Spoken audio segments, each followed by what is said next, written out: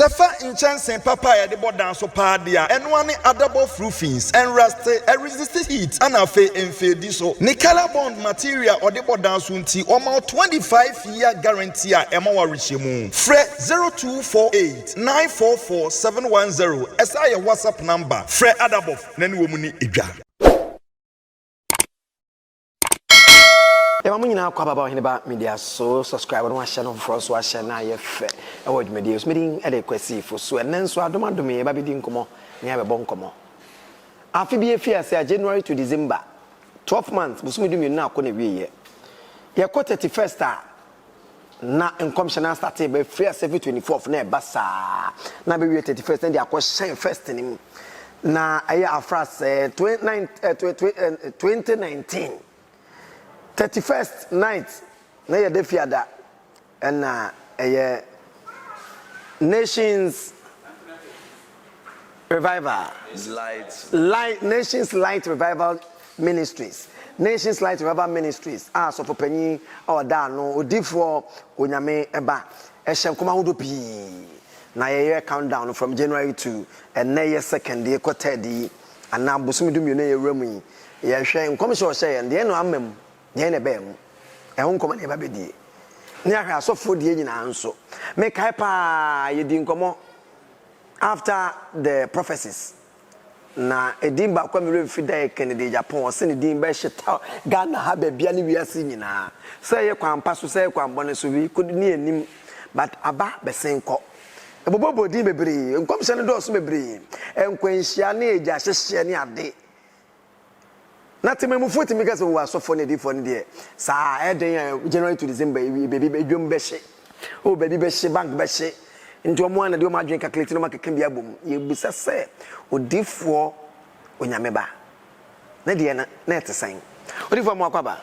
ya katechi me da wasema wada je no bre me so me da wasepa papa na sorry tesan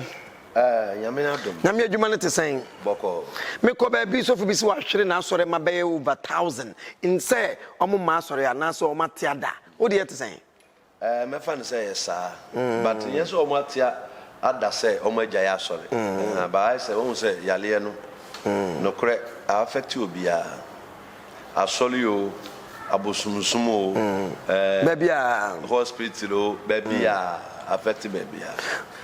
ye ansani apon program ni memo to congregation for asore manofo omo matia da no omo ma yare mu abe sintudi amom na wotu omofo ba ye hwe na me nkom aye die na me de ato dwa no ye from 31st night nkom sha wodo pi na wo boboso me hwe de amam ana de mu ye hu adwuma amam ansani ma hwe de be mu no odifo kasa no ana kasa okay urade na kasa kire no ba ndem pese menya sa akwanya we now clarify your man kire enema bi okay there is difference between vision and prophecy and the word of God. Okay, vision and the word of God. Okay. What take care ma wo be? Car glass wo ho. Yeah. Uhunu nieme bebre. E wo kwan so. Obi twam. So kutapoma. Obi nam osunsuo. Obi supan. What you say? Entino based on that no betimi akasa de uhun nkofo bebre. Wo obi kutapoma. E bia nipa no pa uhun so kutapoma na nchese we did them and I say what you say ebi kwanu akoto de komo ebi anu akoto de komo vision sa na tie okay say ye so da ya na say ye nya vision say uhun say obi jubilate a e different che say yame aka cho say we na ni age and a direct voice okay what I say okay entino last year no yame asema mba bebre. Okay. And come share back Ghana in and nobody confirm. Say, yame say. And also, I'm a baby, sir. But yenya visions bebre. Yenya ni swadi hunu bebre. Entino niami hunu when ni swadi hunu mono. Yabeka wasem. And then yame kachem say nebeko. And so you can answer. Okay, you fear see any share the uhunu ye, but maybe Busa will say the uhunu ye and the ena amem. Oh, baby, bemu, and I'm a brain so amem, so enyam bemu because ye are non corner way. And the business a must, say ebem anase bi wa mo ye wodwuma etimi twe san etimi free ho na mpese me vision bi wa wonya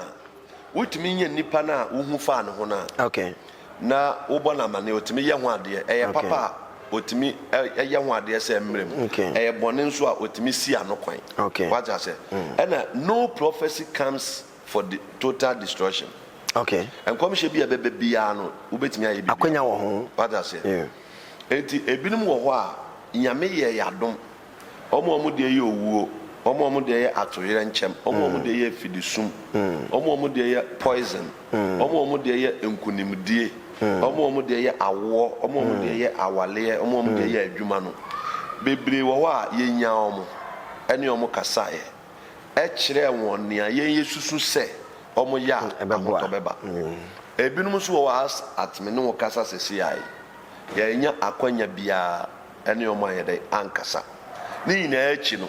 as a prophet say me Nyankopon difo no say me ntime nwe say me nnua bi enwu wa bra metimi aye bibi kakra ye den I support no yeah enti ebinum wo wa manya enhu but eniema kakra bi a esese me ye efa ho bia no metimi ye ma me mo example bi minya vision na vision a minya metin wo masum wo say radio so ene ye announce say Kwame Sefa kan a resign man te so no na kan metin wo radio say Kwame Sefa kan a resign fi Peace FM sa na metin no what na betu dwa ena me de betu dwa so what kai say minya hu say Kwame Sefa kan a resign but news na metin say na aba bonten say Kwame Sefa kan a resign aba bonten and I want it recently na want say ebabonte say anya wo de na manfofa won de cancer how do I know it could be yes it could be no no but when say me yan vision yen me e ka chem say Kwame Sefa kan be resign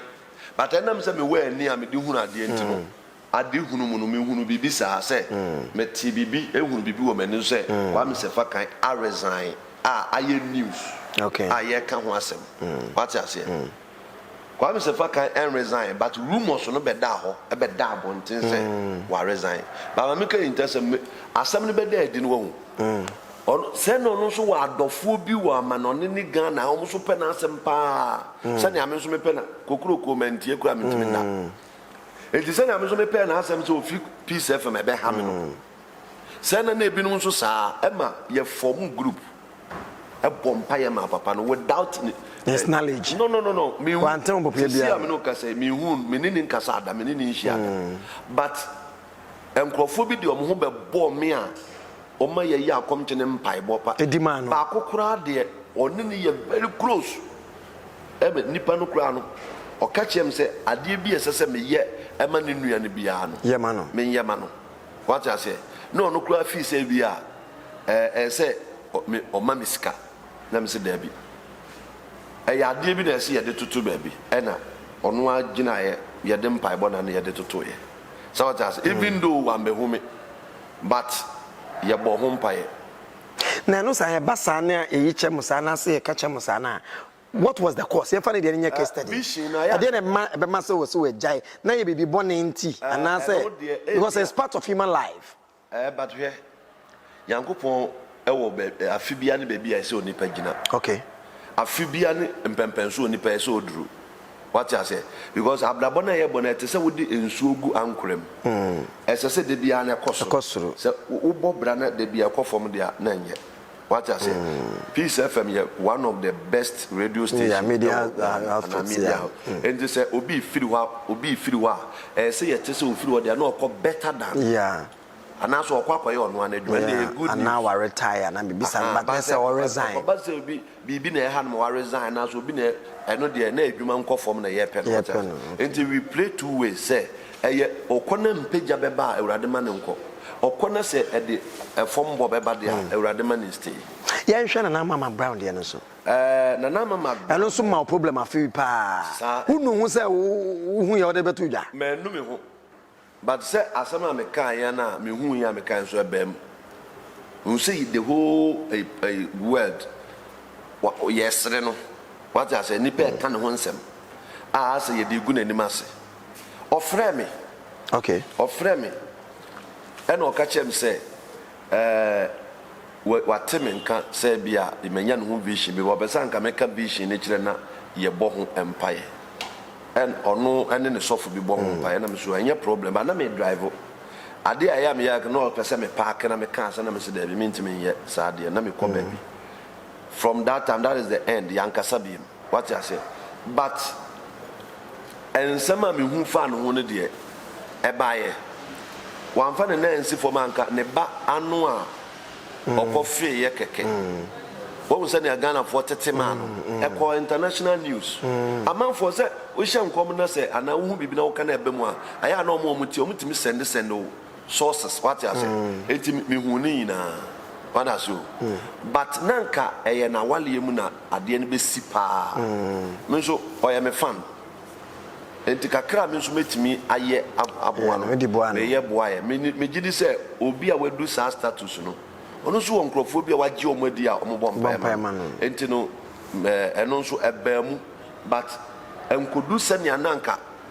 me hu sɛ ɛbɛsi no enti yɛ dɛ nyame ase yɛmfa akompra kodeɛ no ɛmra nsa na mabu sɛ obi sɛ kana de de wonzo okɔbɔ ne din sɛ sɛ ne deɛ no na am sɛ ɛno deɛ so paa na me wi a wafa so me gya mo akasa kakra wo de akompra kodeɛ no ba wi a na yɛhwɛ no kakra yɛ wi a mabusa sɛ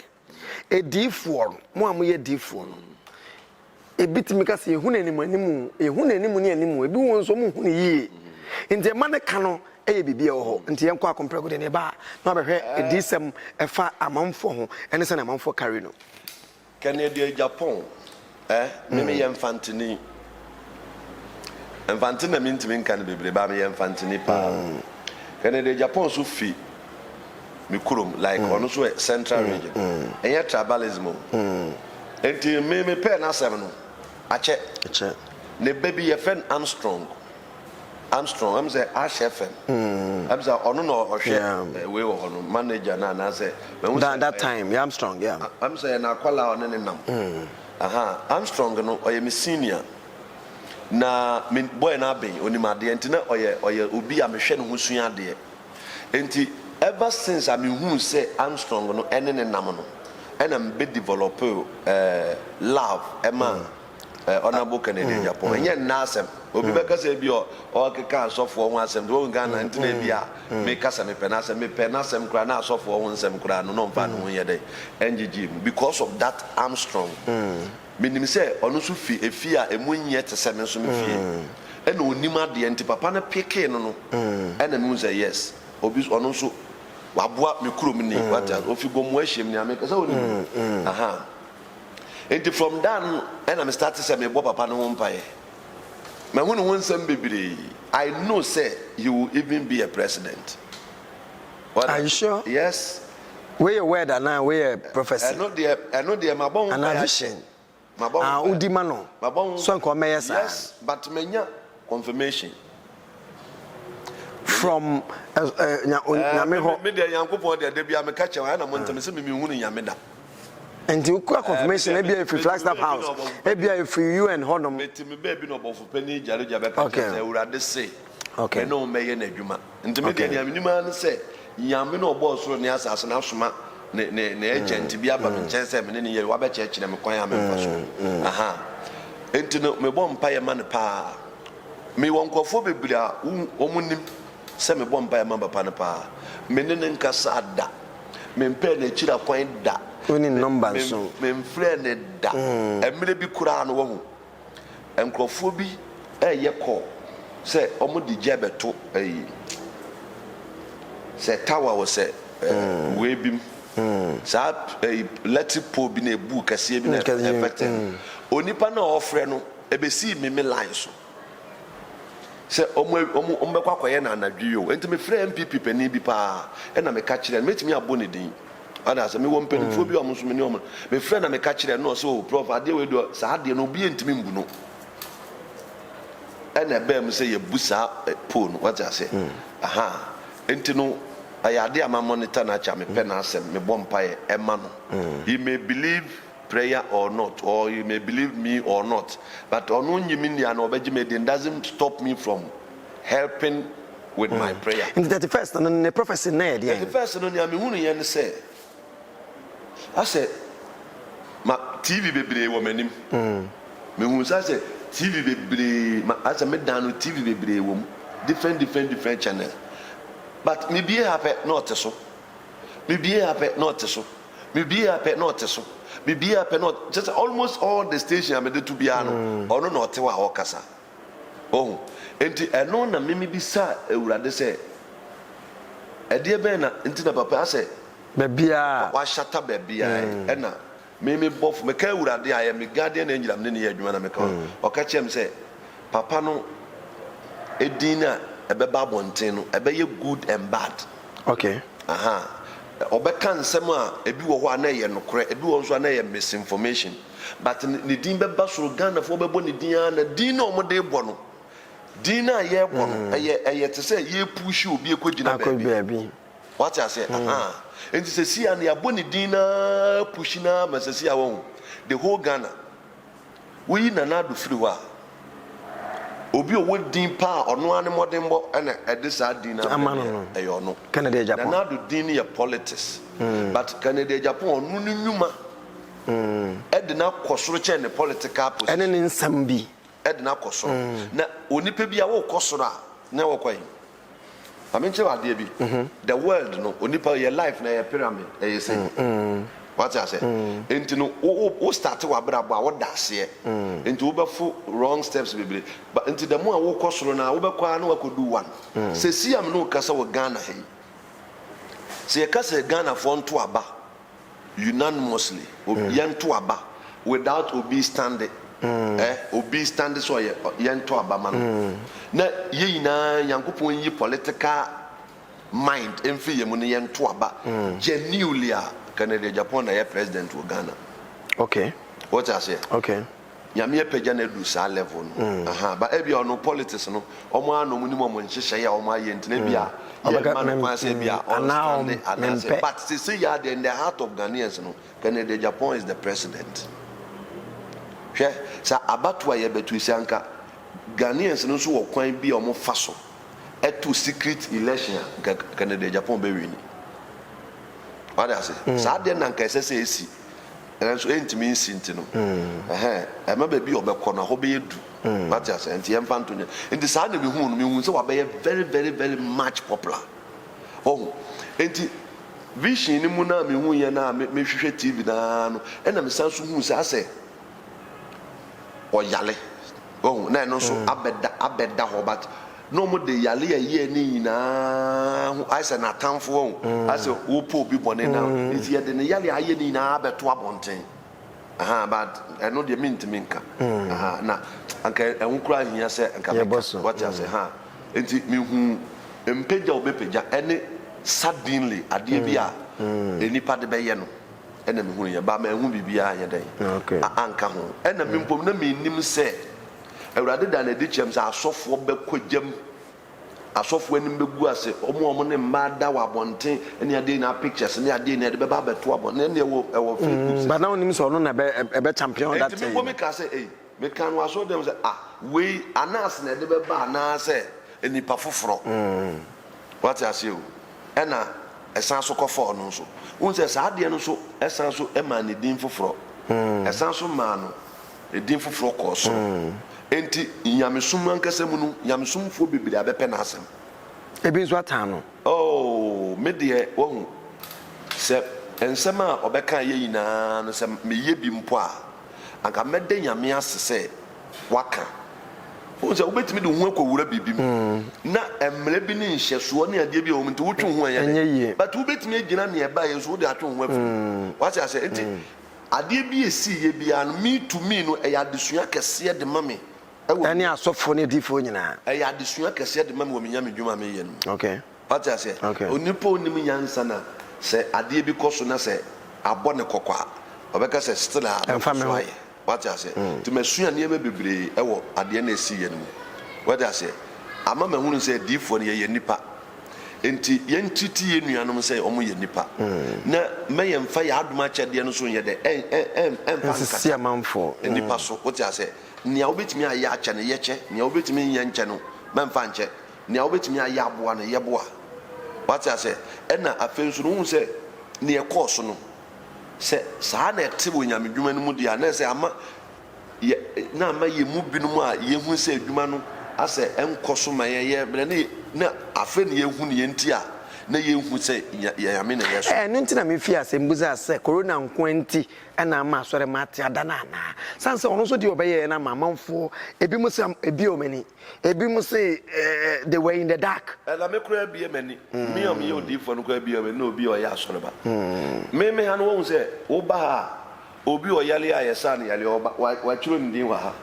obi a wabodam a yesa na yale no wa chiro ndin wa ha obi a na ebi a opa akwantu a wanya yame na mezo bo okwa broche o ye member otua na bibia wa ha what I say ye sunsum sore no ye sawo yale a yesa encourage you say for ho bebo aso na ken wo sa na amba wo so enti ye ya dance no ye di a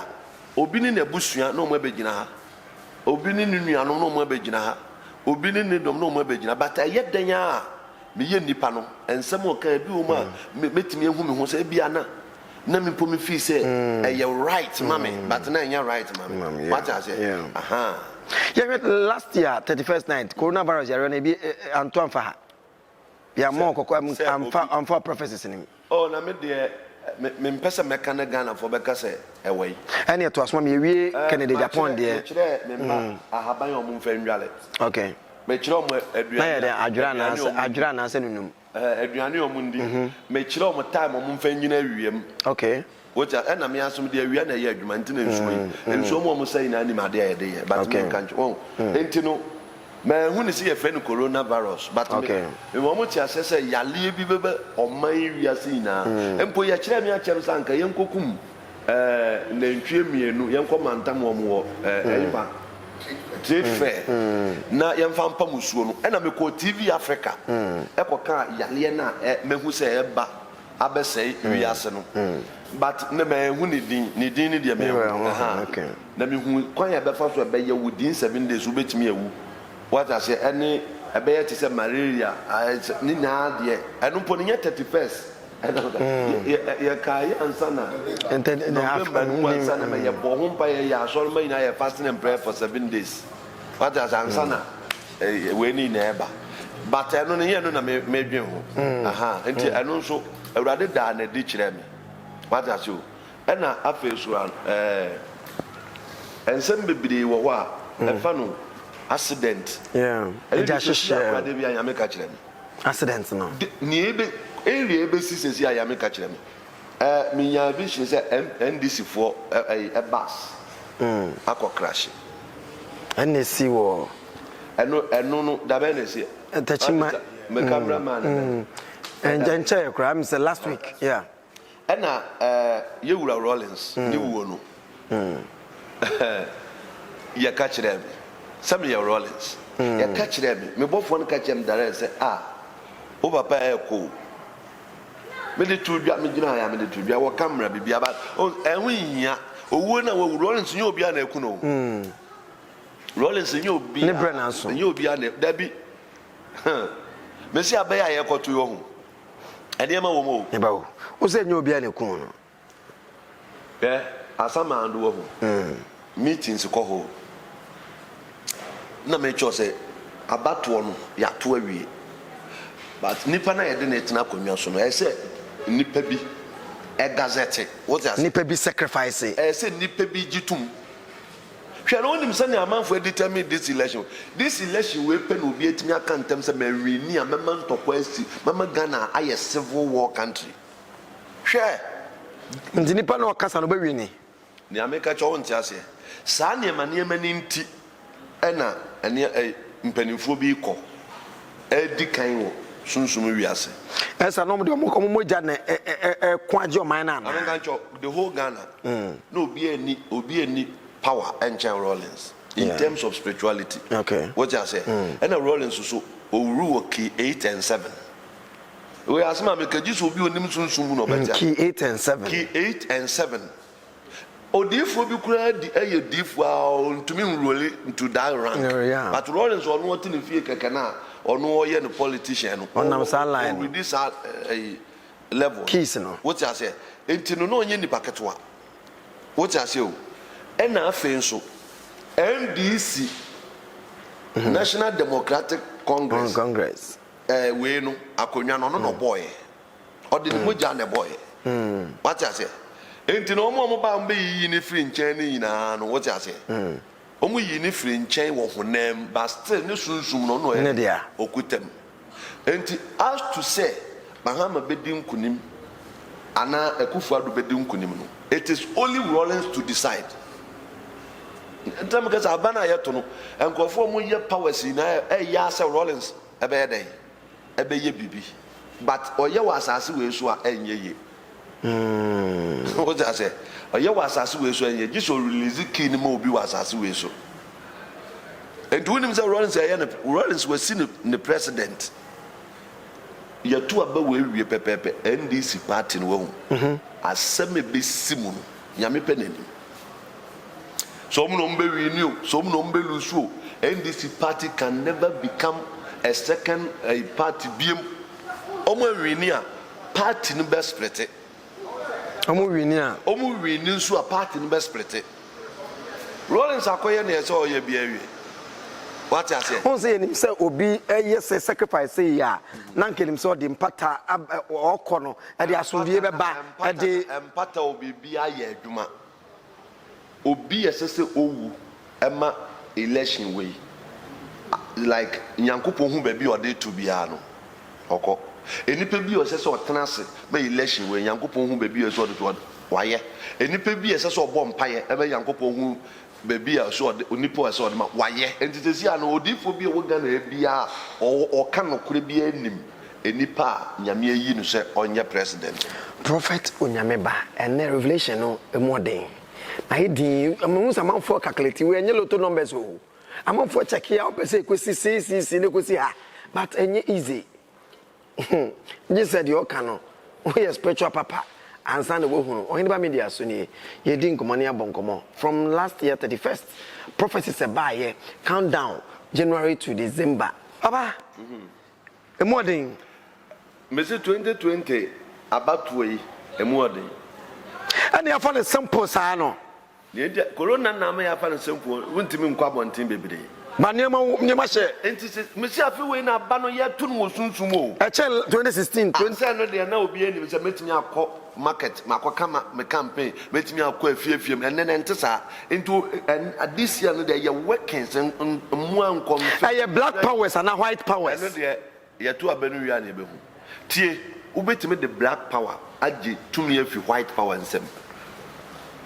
what you say ene so man enyo nyame man na Ghana ye nyame man wa na ka cho se Ghana ye na men kan say Ghana nyame we enye mo na mo se Ghana na ye nyame man o man ya yebetimi aka se Ghana ye nyame man no sanka Saudi Arabia ena sanka mfa say omo ye ka se Christian sanka me ka se ye nyame man because asor fufuro bi aye dey eni wo omo nyina ye Islam Ghana mfichire kra na okonfo wa mfichire na Buddhist wa mfichire na we wa na asofo otwa mo ho ko nyina Ghana ye nyame man Ghana ye multifunctional a country ahohumi na is welcome here dey nti e kan san say omo headquarters wa ha ekanka omo headquarters e wa ha Indian even Saba Bakura wa ha abosumfo na council strong world council of spiritual psychic healers e Ghana da bi Ghana ye yamsom Ghana obi ani ye nyamsom kada ye ho na da bi ye no na ye yesum Israel Yankopon na say Ghana nyame no what I say yesu a ye wo ho ba ye no so sa eno osoma hodo bebre wo but ye dan a ye nti ye di apere ye bi ye no ye bo Jesus din no ye doso e chen nkaye no but as abrabo no ye ntino 50-50 problem okay ya ka prophecies ni bia bobo so a menim say this year so be nyina de e be wura 2021 mu de nyina wonya bi dada bebre o say de say na ye kare ne Ghana ala mo bo ani nyina na 31st na mo de aba yes Ghana no next year de message am nsa no na 2021 no emojo me bonne tofa the 2021 me bonne tofa ka make sanka ye maintain 2020 from January to December 2021. What about the tough? In 2020, no, I better than 2021. Yemfa way because you. I said, we came, the band, and that's when you 2021, you be see a former president. And I yes, sir. 2021. 2020, you be see a former president. I heard you that for me. No, where would that? 2020, you be see another former president. Oh. 2021 say Yankopon am memua ye president obewini ye be say sie no members of parliament omumfe akosoro metumi abobo ye be sie won 2021 ena ahemfo agididin wo Ghana omuka awom epunu ye be sie mienu 2021 ena sebe sofo wagidin ewo ba bibia lidinwom ye be sie no. You think is easy? 2021 no sunsum sole asofo mpanimfo mo ache e system omo bewu e besi omo 2021 ena Ghana ye sikasem the rare situation ye wo mu oman no ye behu 2021 ena sebi o party for beko blow so atutu atuo 2021 ena nipa betimi achi ni nua physical say so bunu koma wa den wabu 2021 ena ye more ebe hihye enye sunsumo enipo ma disika a ombe hodo ma accountable be say yade 2021 na owo betie si Supreme Court justices no mu papa me ba chaw writings na nye writings na nye abusa for 31st ne mai commissioner ebeba 2021 nyan yakegu no ensem nyina de de ba kokura ni me de ntra okay yanko de de so mahwe 2021 no wo se yanke ye maintain 2020 na enda so bi ani ma se mo ma ya boto mo nhye ye nkran ase mo ma ye ere aho ase ye mhihye ye o man ni ye nyansesa ya adwene mesi kwampa no so we are still on the wrong road den ye nya ne benya dankwa ade ne yenye ne benya kwan kwampa no manga na ye nye leader obeka ye nokore ye ni bi ye wo bi kura omo wo no ho no e kire nse se ne ye no omo ma na kwa ma ne nka nokore no ye ni se ya ye ni me am hwe Nyankopon ye nim se na nado danko akufado de free SHS aba ye nim se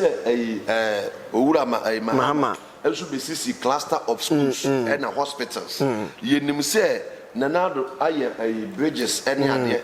yenim se owura mahama so aye bi God want people obetimi abetena stage no wakase mahama mpa bridge you see efe na mahama so betimi akase okufuado free HS you dey abe good na say ye koyenim ba o see politics no che say wogituma ye bekasa wa ya ade ntia nti de bia ba condemn nua bia no ade na ye papa kra ye condemn nti Ghana no we don't say the truth. What I say, and the president to cry Bekasa, or Nipa doesn't in a throne and numasem. No, so kakra or walk and why day. Politically, I saw Kantu or Kakasa, a Bekata be can say at home. If you are not another Danko Kufado, baby Abacasa and Rosa Ghana, Massa, Yawitchery, Mumayina, Yam Bania Shencoat, there be man canasa. If you are not Mahama, bet me about Samasa, Yawitchery, but Yabacasa Mon Canasa Antino. We are in the virtual world, Ghana SF. And then I may go point to me, may and temno. What I say, and I may go point to me, and on to say, you bet me a facey reality no. And I make us say, Yango point in a near Canada, Japan, so because Canada, Japan, were to me dear software them, were deep politicians at them, or no one should to make us, or no one should to make us idea or ye 1 year. Nancy Yam Pomatisi as Wapacho says watching, I can't say you. And look at the mystery. Canada, Japan, what na pacha order? Yes, pacha. Do you know the meaning? Hey, baby, na draw so. What I say? She obia or to say, Otimi ya no what dia. Na say bibi koso. What I say? No kutakumapa. Ye nipa bia. Obetimi abetena Ghana man so. Na waka kire ye say Ghana me ba ye was 20 billion na dawo. Ye nje World Bank skabio. Ye de 20 billion ba be adwuma nti adwuma na ye de ba be ye ntino masa ye tu aka 1 cedi a na adwuma no betimi achieve ntino doctor woje 70 million you bet more 1,000 Ghana. What I say? You need to be obeying Yamba. Eddie Yankasa, young man, and near me woman still and from Dr. Kwame Nkrumah pencil. Kwame Nkrumah Obisana. Kwame Nkrumah. Yeah. Or you incarnated Akufo-Addo. Oh, okay. But the perfect incarnated of Kwame Nkrumah, Obeba after 2024. Okay. What I say? But see ya, me politician. Incarnated Kwame Nkrumah Akufo-Addo. What I say? But Akufo-Addo new reign no make assembly Awurade ka chem 2016 ni mu say Akufo-Addo operated with Adamic and Abrahamic spiritual and as a spirit. Adam ebe ye eniema bibiri but bone baako pe ese ni nyina bone baako ni mfomso baako obeye ne say o ma Eve otie Eve enu masem ebe ye den ebe say ni so Adam na tu nipa din Adam na tu muadin Adam na yes anemo ono de akwankyere ono no kire ne ba Canaan ebe say munyese no mbeye nyame anim adom saa dia odi ba ye yina bone baako nti ye kan wasem ye kan wasem Abraham obeye oman ni mu odefo kase beye niam bebre ma nyame so betim ye but na walesem ene na awosem ebe tete na do dan Akufo-Addo ni din start wo Abraham there start with A, Adam there start with A, into offer A. Make I said there will not be any John after my Atames. And cry what news, what I say. And Abem. Says here, the battle of the 4th John. Bible, you have 4th John. You have 4th John. Yeah. Oh, yeah, man, some Abba. You need 4th John. Our Bible. So 4th John was Bible there and yasem. What I say? Nyame ka ina ne say. Enkom hia Awurade de aka kire me ene nyame nam anusuade hunu hu mi na 99% abem. Nia se sia no aye battle ye who win 2021 president. What I say? Eno na aye battle because etimi dane na amanfa kwa work na to ha na amanfa kwa work na to ha what I say see am no ka say when di e kire de many di e kire pa because ene eye ukwada what I say Thursday and Friday akwankire ka sie bi pa ekoso aha be san dane enye se ade me se ya to awie mahu aha ba so mo de omu hunu se we hunu se mi na melusu we hunu se mi na mewini nti obi ana kwankire bi oye bi a oye den ense ni akwanche kese ne timi podane dia akwanche kese ne ba bi e firi ba no e firi kira bosom ho me di ka kira me kan no kure na kira e firi hwan ho e firi kira bosom ho kira bosom apaja ne emem o ti ase kira bosom apaja asama na okay so divo ayo madam funjana enyam ade yo madam me ne nkasa ada oye bi na madam fo say you nua sofo aduma me yepani gum me yepani chen wo kan gum me se we pagya ne ma bim e dey support hwan o se dey kira bosom e pagya de bi ade ne dangerous or the best say bibia na you say ye pese aban ye to no once and for all what I say and once and for all no de ya to awie but obi so atena se work ye say there be metimi ama abai adane bra me de be support we na me de akọ na ma massage wa ha enti sa na sesi a kira bosom ye obetime tu no fama onso pese onu nyame nso nyame ya zo abusia for the dai kosi ya ni pitri enti enya asem na me se Thursday Friday na akwankire no omu bewie no na so yo difo boguma ene se nyo onyo ade asum de beba o nkum nipa o de oyade be ma onu so no wadwe oman no ho bia wa support no bia ndane na adwe no wadwe oman no ho no politicians ben wadwe no oman ye wasum de me se Ghana politician bia ni wo no prophet from now to December 31st ye wasum de Mr. Ghana otumfo Nyankopon bompa ye frɛ me Nyankopon obofo pani jaluja bompa ye frɛ Ghana Nyankopon ne ompɛ mogya no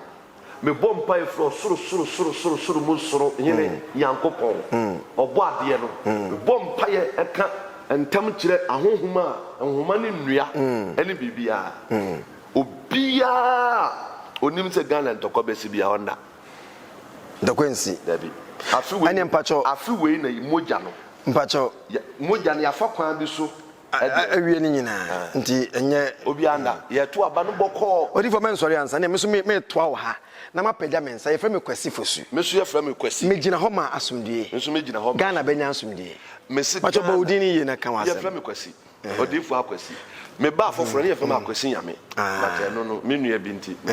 ye frɛ oti me se Ghana aba no ntɔkɔ a bɛbɛ akyire mogya yɛbɛhwɛ bu im na yɛayɛ no sunsum na yɛwie ho adwuma sacrifice me sɛbi yɛwura Rollins akɔtena anim ɔde biribiara bɔ no kɔkɔ ɔsɛ mu nyama me 024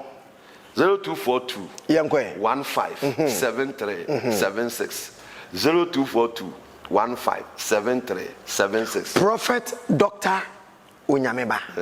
asɔre ndi ne bɔ ma me Nations Light Revival Ministries